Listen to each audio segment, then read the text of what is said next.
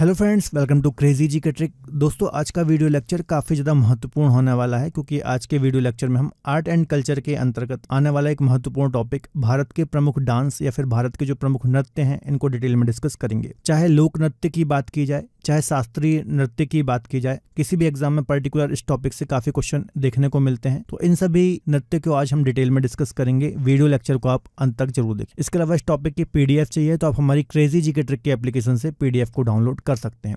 चलिए सीधे हम पहले क्वेश्चन की ओर चलते हैं और पहला क्वेश्चन डिस्कस करते हैं। देखिए, जो पहला क्वेश्चन है मल्टीपल टाइम अलग अलग एग्जाम्स में आया हुआ है अलग अलग तरीके से, तो इसको हम डिटेल में डिस्कस करेंगे। पहला क्वेश्चन है, भरतनाट्यम की उत्पत्ति किस राज्य में हुई है?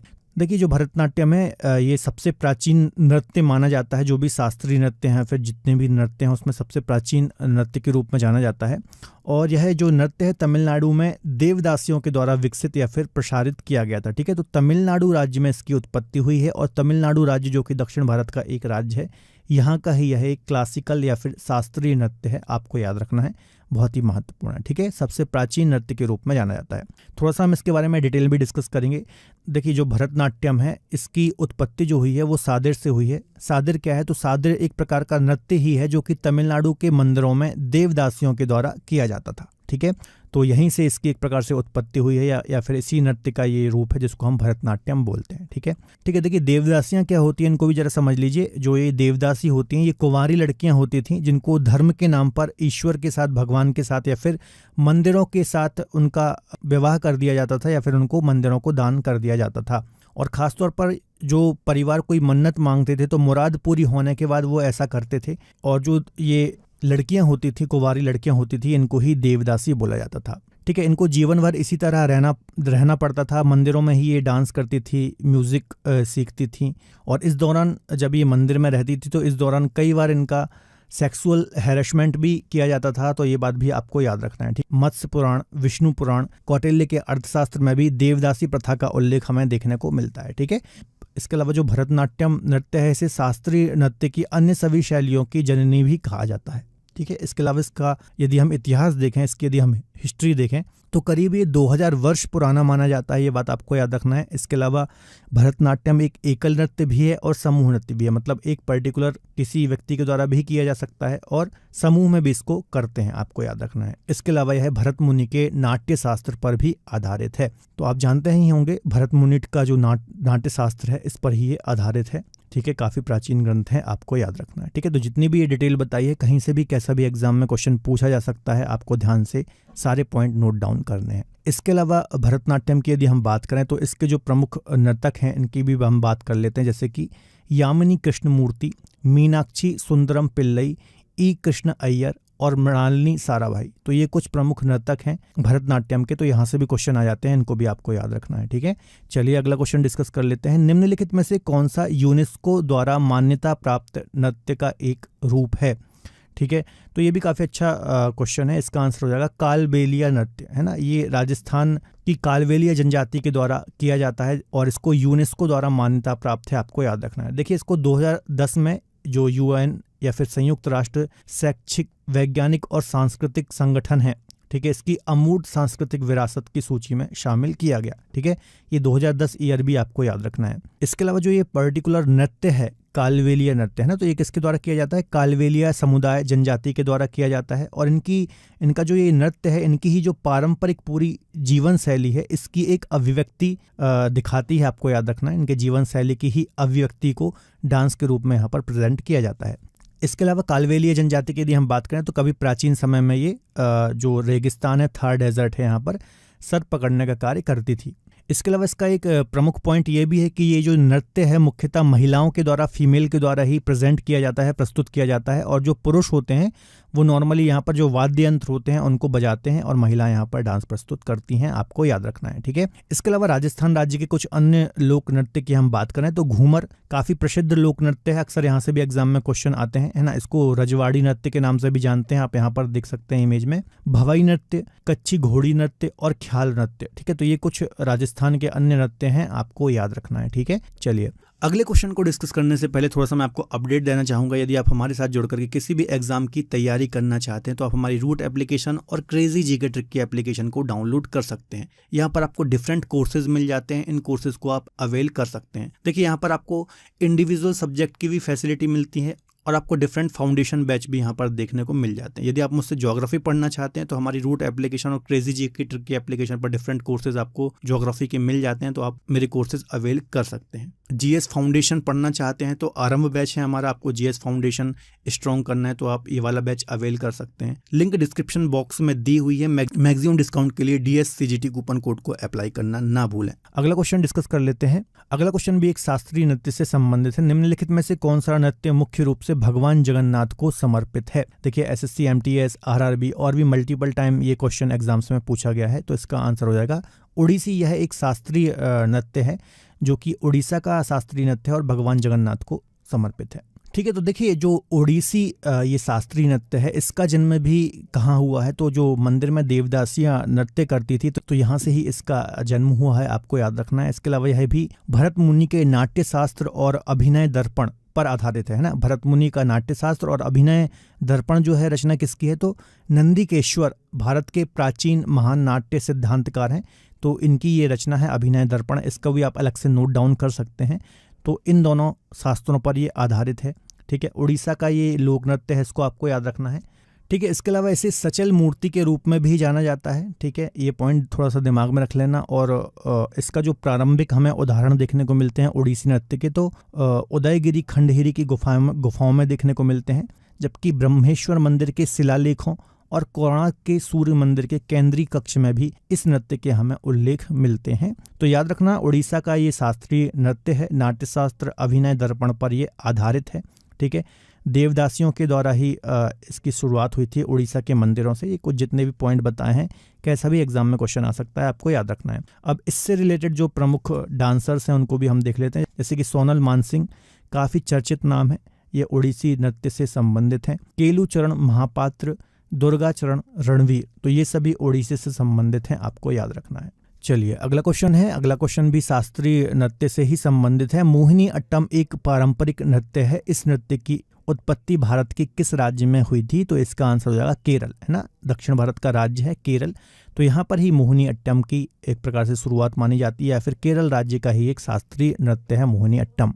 देखिए जो मोहिनी अट्टम है ये लास्य से प्रेरित है, मतलब इसमें जो डांस की मुद्राएं होती हैं वो कोमल, शांत और सौम्य रूप से प्रस्तुत की जाती हैं, आपको याद रखना है। ठीक है, और संगीत उपकरण के रूप में यहाँ पर मृदंगम, मधालम, है ना, बैरम ड्रम जिसको हम बोलते हैं, बांसुरी, वीणा, इन सब से प्रस्तुत इनको किया जाता है। ठीक है, इसके अलावा याद रखना है जो मोहिनी अट्टम है इसका जो विषय है, मुख्यतः जिस विषय पर इसको प्रेजेंट किया जाता है, तो भगवान के प्रति समर्पण के रूप में इसको प्रदर्शित किया जाता है। इसके अलावा इसको जब नृत्य करते हैं, प्रदर्शित करते हैं, प्रस्तुत करते हैं, तो सफ़ेद रंग के कपड़ों का यहाँ पर प्रयोग किया जाता है पहनने के लिए। तो ये कुछ अन्य डांस भी आपको याद रखना है। कुछ इसके यदि हम प्रमुख नर्तक की बात करें तो कल्याणी अम्मा, नारायण मेनन, हेमा मालिनी और सुनंदा नायर, ये मोहिनी अट्टम के प्रमुख नर्तक हैं, इनके नाम भी आपको याद रखने हैं। अगला क्वेश्चन है, केरल में सर्वाधिक प्रचलित शास्त्रीय नृत्य कौन सा है? ठीक है, तो इसका आंसर हो जाएगा कथकली, है ना। जो कथकली है ये भी केरल का ही एक शास्त्रीय नृत्य है, आपको याद रखना है। देखिए ये जो नृत्य है कथकली, इसमें काफ़ी हैवी गेटअप होता है, अक्सर आपने देखा होगा। ठीक है, इसको आप यहाँ इमेज में और इसमें भी देख सकते हैं, वीडियो क्लिप में भी देख सकते हैं, तो काफ़ी हैवी गेटअप होता है इसमें। और इसमें नर्तक द्वारा राजाओं, देवताओं और राक्षसों की भूमिका का यहाँ पर प्रस्तुति की जाती है, आपको याद रखना है। ठीक है, और इसके अलावा जो कथकली है ये भी भरत मुनि के नाट्य शास्त्र पर ही आधारित डांस है, आपको याद रखना है। ठीक है, देखिए कथकली जो है ये भी दो शब्दों से मिलकर के बना है, कथा और कली। कथा का मतलब है कहानी और कली का अर्थ होता है नाटक। ठीक है, तो ये आपको याद रखना है। इसके अलावा इसका जो उदय हुआ था 17वीं शताब्दी में त्रावणकोर केरल में इसका उदय हुआ था। इसके अलावा प्रारंभ में इसको मंदिर परिसर में ही प्रदर्शित किया जाता था और बाद में इसको शाही दरबारों में लोकप्रियता मिली। ठीक है, भरत मुनि के नाट्य शास्त्र पर आधारित है, यह भी आपको याद रखना है। देखिए ज़्यादातर जो आपको शास्त्रीय नृत्य देखने को मिलेंगे वो मंदिर परिसर से ही इनकी स्टार्टिंग हुई है। बहुत सारे देवदासियों के द्वारा किए जाते थे, ठीक है। बाद में ये अन्य जो शाही दरबार होते थे वहाँ पर प्रचलित हुए और फिर आधुनिकता में हम देखें तो हर जगह ये प्रस्तुत किए जाते हैं, ठीक है। इसके अलावा जैसा कि अभी मैंने बताया था, नृत्य, संगीत, भाव भंगिमा नाटक का यह एक यहाँ पर संयोजन होता है और राजाओं, देवताओं, राक्षसों की भूमिका का यहाँ पर प्रस्तुति की जाती है, ठीक है। यह नृत्य जो है मुख्यतः आमतौर पर आप देखेंगे तो पुरुषों के द्वारा ही ये किया जाता है, आपको याद रखना है, ठीक है। प्रमुख नर्तक की बात करें तो रीता गांगुली, कोट्टकल शिवरमन और गोपीनाथ इसके कुछ प्रमुख नर्तक हैं, आपको याद रखना है। चलिए अगला क्वेश्चन डिस्कस कर लेते हैं। कुचिपुड़ी किस राज्य की नृत्य शैली है? तो इसका आंसर हो जाएगा आंध्र प्रदेश, है ना। यह भी एक शास्त्रीय नृत्य है आंध्र प्रदेश का, आपको याद रखना है। इसके अलावा जो कुचिपुड़ी नृत्य है आपको याद रखना, जो भागवत कथाएं हैं इनकी ही कहानियों पर आधारित एक शास्त्रीय नृत्य है कुचिपुड़ी, ठीक है। आप क्लिप में इसको देख सकते हैं। और इसके अलावा इसका जो नाम पड़ा है आंध्र प्रदेश के कृष्णा जिले के कुचेलुपुरम गांव के नाम पर इसका नाम पड़ा है, आपको याद रखना है। इसके अलावा इसके कुछ प्रमुख नर्तक की हम बात करें तो बी सत्यनारायण शर्मा, यामिनी कृष्णमूर्ति, वेम्पत्ति चित्रा सत्यम, सिद्धेंद्र योगी, ये कुछ इसके प्रमुख नर्तक हैं, तो ये बात भी आपको याद रखना है, ठीक है। चलिए अगला क्वेश्चन देख लेते हैं। निम्नलिखित में से उत्तर प्रदेश का शास्त्रीय नृत्य कौन सा है? तो इसका आंसर हो जाएगा कथक। कथक जो है ये उत्तर प्रदेश का शास्त्रीय नृत्य है, आपको याद रखना है, ठीक है। काफ़ी महत्वपूर्ण है, कई बार यहाँ से क्वेश्चन आते हैं। देखिए कथक नृत्य जो है इसके जनक कौन कहे जाते हैं, ये भी जैसा आप नोट डाउन कर लीजिए पॉइंट कि लखनऊ घराने के जो ईश्वरी प्रसाद हैं इनको कथक का जनक कहा जाता है। यह जो नृत्य है भगवान कृष्ण के द्वारा किया गया था, इसलिए इसको नटवरी नृत्य के नाम से भी जानते हैं। तो ये 2 पॉइंट आप खासतौर पर नोट डाउन करना, ठीक है। इसके अलावा इसका जो जन्म हुआ है कथक शब्द का, तो कथा शब्द से हुआ है और इसका अर्थ होता है कि कथा कहना, है ना। तो ये मीनिंग आपको इसकी याद रखना है। इसके अलावा प्राचीन टाइम में जब इसकी शुरुआत हुई थी तो मंदिर और गांव में इसका प्रदर्शन किया जाता था और जो प्राचीन ग्रंथ होते थे तो नृत्य के माध्यम से जो ये प्राचीन ग्रंथों की कहानियां हैं उसको यहाँ पर प्रदर्शित किया जाता था। इसके अलावा कथक एकमात्र शास्त्रीय नृत्य है जो कि हिंदुस्तानी और उत्तर भारतीय संगीत से संबंधित है ना। इंडियन क्लासिकल म्यूजिक जो है इससे संबंधित है, आपको याद रखना है। इसके अलावा कथक के अंतर्गत प्रमुख घराने हैं जैसे कि जयपुर घराना हो गया, लखनऊ घराना हो गया, रायगढ़ घराना हो गया, बनारस घराना हो गया, तो इन सब का संबंध है, इससे आपको याद रखना है, काफ़ी महत्वपूर्ण है। इसके प्रमुख नर्तक की यदि हम बात करें तो बिरजू महाराज, लच्छू महाराज, विद्या गौरी अडगर, सितारा देवी, ये सब कुछ इसके प्रमुख नर्तक हैं, तो इनको भी आपको याद रखना है, काफ़ी महत्वपूर्ण है। चलिए अगला क्वेश्चन है, सत्रिय शास्त्रीय नृत्य किस राज्य से संबंधित है? तो इसका आंसर हो जाएगा असम राज्य, है ना। नॉर्थ ईस्ट का एक राज्य है असम, तो यहाँ से ही इसका संबंध है, आपको याद रखना है। देखिए ये जो नृत्य है पारंपरिक रूप से यदि हम इसकी बात करें तो यह केवल जो मठ होते थे, बौद्ध मठ वगैरह हो गए, तो यहाँ पर बौद्ध भिक्षुओं के द्वारा ही प्रदर्शित किया जाता था अपने दैनिक अनुष्ठानों को संपन्न करने के लिए, या फिर उसके एक भाग के रूप में इसको प्रदर्शित किया जाता था। और जो त्योहार वगैरह होते थे उसमें इसका प्रदर्शन किया जाता है। लेकिन आज के दौर में केवल पौराणिक विषयों तक यह सीमित नहीं है, बल्कि स्त्री पुरुष द्वारा नॉर्मली मंच में इसका प्रदर्शन किया जाता है, आपको याद रखना है, ठीक है। इसके अलावा एक बात आपको याद रखना है कि ये जो पर्टिकुलर शास्त्रीय नृत्य है यह भगवान विष्णु की पौराणिक कथाओं के समावेशन इसमें चलता है। इसके अलावा याद रखना है जो शास्त्रीय नृत्य है भगवान विष्णु की पौराणिक कथाओं पर आधारित है और इसका ही इसमें समावेश होता है। और इसका श्रेय जो है 15वीं शताब्दी में भक्ति आंदोलन के एक विद्वान थे, या फिर ऐसा बोल लीजिए इस नृत्य के जो संस्थापक थे संत महापुरुष श्रीमंत शंकरदेव, तो इनको ही संस्थापक माना जाता है इस नृत्य का, आपको याद रखना है। इसके अलावा वर्ष 2000 में इसको शास्त्रीय नृत्य के रूप में दर्जा दिया गया, तो ये बात भी आपको याद रखना है। देखिए जितने भी अलग से मैं आपको पॉइंट बता रहा हूँ ध्यान से नोट डाउन कीजिए, बहुत ही महत्वपूर्ण है यहाँ से, क्योंकि बार बार एग्जाम्स में क्वेश्चन रिपीट होते हैं। इसके अलावा इससे संबंधित कुछ प्रमुख नर्तक की हम बात करें तो जोगेन दत्ता व्यान, अनीता शरसा, टंकेश्वर हजारिका, बोरबायन, ये संबंधित प्रमुख व्यक्तित्व हैं, आपको याद रखना है, ठीक है। प्रमुख नृत्य की यदि हम बात करें तो बिहू नृत्य, यह असमिया संस्कृति का एक महत्वपूर्ण हिस्सा है और खुशी और उत्साह का प्रतीक है, तो ये बात भी आपको याद रखना है, काफ़ी महत्वपूर्ण है। बिहू नृत्य का संबंध भी असम से ही है, ठीक है। चलिए अगला क्वेश्चन डिस्कस कर लेते हैं। शास्त्रीय नृत्य मणिपुरी का संबंध है, तो मणिपुर राज्य से, नॉर्थ ईस्ट का एक राज्य है मणिपुर, ठीक है, तो यहाँ से ही इसका संबंध है, आपको याद रखना। और एक ये शास्त्रीय नृत्य है, आपको याद रखना। देखिए जो मणिपुरी नृत्य है यह भारत के अन्य नृत्यों से काफ़ी अलग है। इस नृत्य के दौरान जो शरीर होता है, जो शरीर की मूवमेंट होती है वो काफ़ी स्लो होती है, काफ़ी धीमी गति से होती है। इसके अलावा यह जो नृत्य है मुख्यतः जो हिंदू वैष्णव संप्रदाय हैं इनके प्रसंगों पर आधारित है, आपको याद रखना है। और इसमें राधा और कृष्ण के प्रेम प्रसंग प्रमुख हैं। ठीक है, मतलब राधा और कृष्ण के प्रेम प्रसंगों को नृत्य के माध्यम से यहाँ पर प्रदर्शित किया जाता है। ठीक है, थोड़ा सा हम और डिटेल देख लेते हैं। इसका जो नाम है ना, चूंकि इसकी उत्पत्ति मणिपुर में हुई थी तो इसी राज्य के नाम पर इसका नाम मणिपुरी रख दिया गया। ठीक है, जैसे कि अभी मैंने बताया, हिंदू वैष्णव प्रसंगों पर आधारित है। राधा कृष्ण के प्रेम प्रसंग इसमें प्रमुख रूप से प्रदर्शित किए जाते हैं। इसके अलावा 18वीं शताब्दी में वैष्णव संप्रदाय के साथ यह विकसित हुआ था। इसके अलावा इसमें विष्णु पुराण, भागवत पुराण, गीत गोविंद में जो ये रचनाएं हैं, है ना, तो इन्हीं विषय वस्तुओं के साथ प्रमुख रूप से इसको प्रदर्शित किया जाता है, आपको याद रखना है। इसके अलावा यदि हम बात करें इस नृत्य से संबंधित प्रमुख डांसर्स की, तो छावेरी सिस्टर्स काफ़ी प्रसिद्ध हैं, आपको याद रखना है। नयना, सुवर्णा, रंजना और दर्शना, ये छावेरी सिस्टर्स जो हैं ये काफ़ी फेमस हैं। इसके अलावा इसके प्रमुख डांसर्स की यदि हम बात करें तो छावेरी सिस्टर्स हो गई, काफ़ी प्रसिद्ध हैं, कई बार यहाँ से क्वेश्चन आता है। गुरु बिपिन सिंह हो गए, एन माधवी देवी हो गई, यह मणिपुरी के प्रमुख कलाकार हैं, आपको याद रखना है। अगला क्वेश्चन देख लेते हैं, निम्न में से कौन सा लोक नृत्य लक्षद्वीप से संबंधित है ना। लक्षद्वीप आपको पता होगा अरब सागर में स्थित एक द्वीप समूह है, तो यहाँ पर लावा लोक नृत्य किया जाता है, आपको याद रखना है। ठीक है, थोड़ा सा हम डिटेल देख लेते हैं। यह मुख्य रूप से लक्षद्वीप के पुरुषों के द्वारा किया जाने वाला एक लोक नृत्य है। यह उत्सव के अवसरों पर किया जाने वाला एक प्रसिद्ध नृत्य है, आपको याद रखना है। पारंपरिक शैली से किया जाता है। और जो यहाँ लक्षद्वीप में एक मिनिकॉय आइलैंड है, हमने डिस्कस किया है, आपको याद आ रहा होगा। 8 डिग्री चैनल, 9 डिग्री चैनल के बारे में हमने डिस्कस किया है। मिनिकॉय द्वीप के बारे में हमने ज्योग्राफी में डिस्कस किया है। तो इसी मिनिकॉय द्वीप का सबसे प्रसिद्ध प्रचलित लोक नृत्य है, आपको याद रखना है। इसके अलावा यह जो नृत्य है, लावा नृत्य, यह संगीत, गीत और लय के साथ सुंदर भावों को प्रदर्शित करता है या फिर सुंदर भाव के साथ प्रस्तुति की जाती है।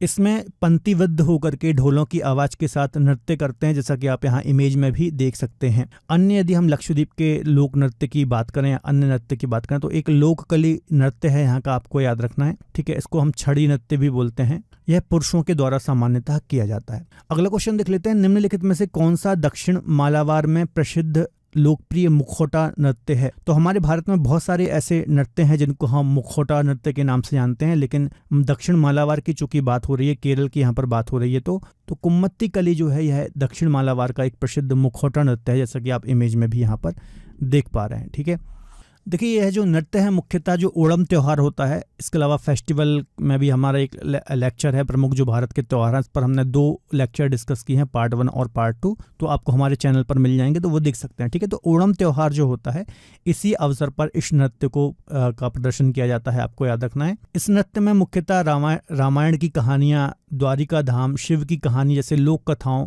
को लिया जाता है और इन कथाओं के आधार पर इसका प्रदर्शन किया जाता है। ठीक है, इसके अलावा इसका प्रचलन त्रिशूर जिला, पलक्कड़ जिला, दक्षिणी मालाबार में काफ़ी ज़्यादा ये प्रचलित है, आपको याद रखना है। इसके अलावा एक और आपने सुना होगा मुखौटा नृत्य, है ना, तो अरुणाचल प्रदेश में मुखौटा नृत्य काफ़ी ज़्यादा फेमस है, इसको हम मुखौटा युद्ध नृत्य के नाम से भी जानते हैं, ये आपको याद रखना है। सिक्किम में एक लामा नृत्य काफ़ी फेमस है। ठीक है, यह भी मुखौटा नृत्य के नाम से जाना जाता है, इसको हम लामा नृत्य, छाम मुखौटा नृत्य बोलते हैं, जो कि बौद्ध लामा साधु के द्वारा विशेष रूप से उत्सव में इसको प्रस्तुत किया जाता है। एक हेमिस उत्सव है जो कि लद्दाख में होता है, तो इस अवसर पर भी मुखौटा नृत्य का आयोजन किया जाता है। ठीक है, जो बौद्ध लोग होते हैं इनके बीच में मुखौटा नृत्य का काफ़ी ज़्यादा प्रचलन है। ठीक है, तो ये बात भी आपको याद रखना है। तो ये कुछ मुखौटा नृत्य जो मैंने आपको बताए हैं ये भी याद रखना है, यहाँ से एग्जाम में क्वेश्चन आते रहते हैं। अगला क्वेश्चन है, पौवदास नृत्य शैली निम्न में से किस राज्य से संबंधित है। यह एक प्रकार की शैली है, तो यह महाराष्ट्र राज्य से संबंधित है, आपको याद रखना है।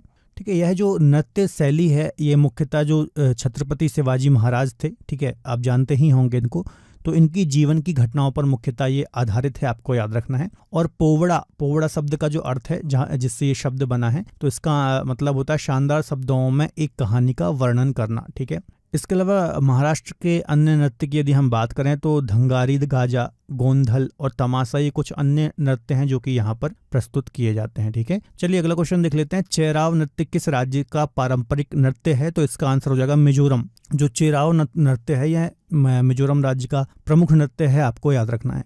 देखिए इस नृत्य में ज़्यादातर 6 से 8 लोग होते हैं और ज़मीन पर क्षैतिज रूप से रखे बांस की डंडियों को जोड़े रखते हैं और इस पर नृत्य किया जाता है, जैसे कि आप इमेज में देख रहे हैं। इसको हम बांस नृत्य के रूप में भी जानते हैं, आपको याद रखना है। ठीक है, चलिए अगला क्वेश्चन डिस्कस कर लेते हैं। निम्नलिखित में से कौन सा उत्तराखंड राज्य का एक नृत्य रूप है? तो इसका आंसर हो जाएगा छोलिया। जो छोलिया है यह उत्तराखंड राज्य का एक नृत्य है, आपको याद रखना है। उत्तराखंड का जो कुमाऊं क्षेत्र है, ठीक है, यहाँ का एक प्रसिद्ध लोक नृत्य है, आप यहाँ इमेज में भी देख सकते हैं। इसके अलावा यह एक मार्शल आर्ट नृत्य है, ठीक है, जो कि राज्य के कुमाऊं लोगों के द्वारा बारात के अवसर पर प्रदर्शित किया जाता है। ठीक है, तो याद रखना है जो भी डिटेल मैंने आपको बताई है, यहाँ से भी क्वेश्चन आ जाता है। अगला क्वेश्चन है, दशहरा उत्सव के दौरान किया जाने वाला वीर गासो नृत्य किस राज्य के लोक नृत्यों में से एक विशेष स्थान रखता है? तो इसका आंसर हो जाएगा कर्नाटक। जो वीरगासो नृत्य है जो कि दशहरा उत्सव पर प्रदर्शित किया जाता है, यह कर्नाटक का एक प्रमुख नृत्य है, आपको याद रखना है।